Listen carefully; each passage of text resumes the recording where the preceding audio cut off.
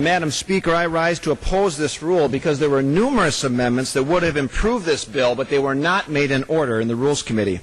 Now, many of these amendments were actually good government amendments. They were measures that would have assured the reforms that we are making were smart and they would not be harmful to the economy.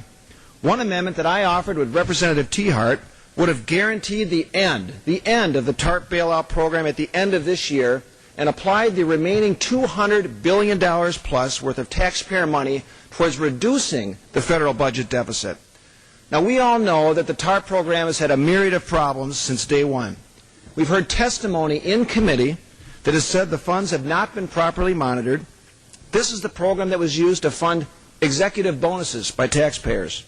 We've been told by the Special Inspector General that the program is almost certainly, quote, almost certainly, going to result in a loss to the taxpayers. And last month it was just reported that now taxpayers could lose over $5 billion in investments in foreign banks.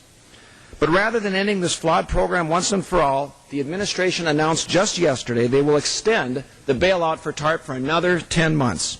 This was after the Treasury Secretary just said last month that he wanted to work to put TARP out of its misery.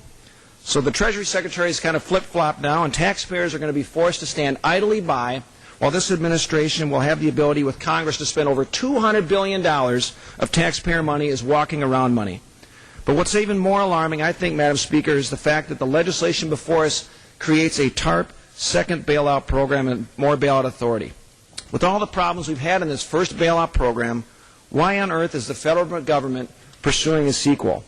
Without these amendments, the underlying legislation will make it harder to create jobs, harder to get credit for companies, and most importantly, make it more difficult for consumers to have freedom in their financial decisions.